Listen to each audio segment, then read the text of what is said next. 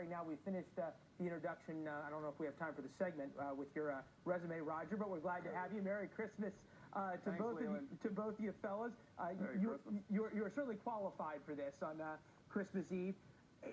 Where is this with Democrats? It seems, and Chuck Schumer sort of alluded to this, that this really isn't about a couple of $100 million or $1 billion, which Democrats have never been afraid of spending, but much more about, in the words of Chuck Schumer, denying President Trump his wall, making him give it up. Is that for me? Yeah. Oh, gosh, I'm so sorry, Leland. Thanks so much for having me.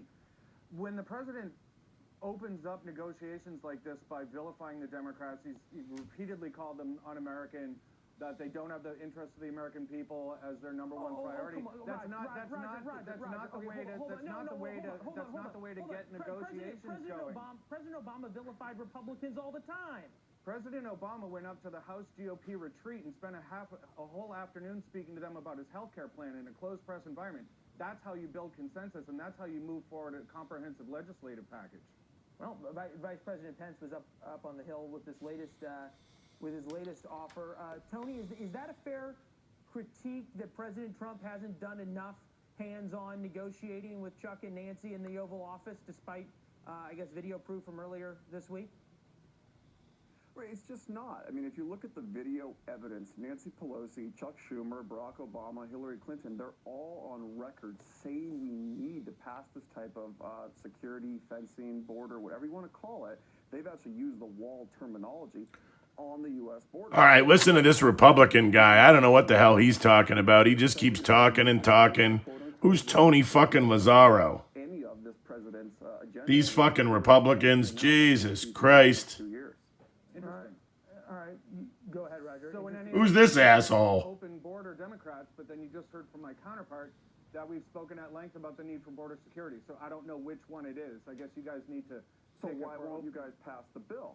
There's plenty of work that we could agree on. There's plenty of work we could agree on. I would be more interested in a conversation about the wall if the president had a real appetite for an actual policy conversation. For example, he never speaks about ports, which in many ways are much more vulnerable and in many ways are how drugs and things like that get in, much more so than the wall. I'll finish here and I'll leave it to you. This isn't a policy conversation. This is a political conversation, and that's why the Democrats are responding politically. It's not difficult to understand. Well, and you can argue whose fault it is that it's policy over politics. This is John. Way to move around in and out of the shot. Democrat House Armed Services Committee on, to your point, Roger, the politics. Take a listen. The Senate unanimously voted. Quick, getting makeup. They're going to the tape. On board. Nothing says Christmas Eve like standing ready to take a shower and having to record this bullshit because I see my friend come on. $5 billion for an undefined border wall, not even knowing whether it be concrete or steel or where it would be or how it would be built and what its cost per mile would be. Tony, are Republicans losing the argument here in bogging down on how many billions it's going to be, how many hundreds of millions it's going to be, what it's going to look like, rather than convincing the American people and therefore putting pressure on Democrats that this is a national security issue? And it shouldn't matter what it costs? They do need to stress it's a national security issue. I mean, look, whether it's $5 billion, $6 billion, whatever, we're talking about a multi-trillion-dollar budget and a wall that we desperately need to be built. The president campaigned on, and he won. There's already been $16 million, funny enough, given to a GoFundMe page of Americans that so desperately want this wall built. And I think, like I said, the president needs to campaign on the fact that Pelosi and Schumer have said that they've supported this wall in the past, and now they're playing politics. That GoFundMe page might get a concrete piling on one section of the wall, but we'll leave that. This is the issue, though, that's sort of overshadowing, at least, the government shutdown right now, which is the markets today. Worst day in the markets for a Christmas Eve ever. This is Fisk lost a fortune. Dow down 650 plus on Christmas Eve, over 5,000 or 19% since early October. We all know President Trump is only responsible. Blame that on Trump, Roger. Markets gain. So whom should we blame for today's losses? I nominate Santa Claus.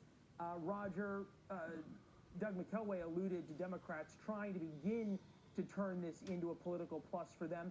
How do they continue to capitalize on it? How far down does the market have to go before they can start to exploit it? Well, at least that speaks a language that I think the president understands.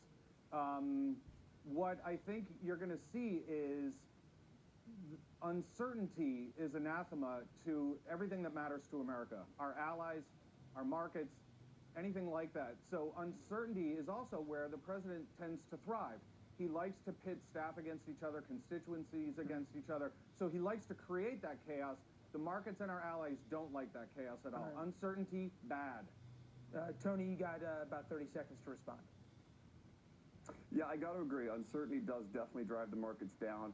But I do think, there are things like infrastructure and immigration that that Congress can compromise on in 28-19, and the economic indicators do look good, so I'm still very bullish. All right, Tony.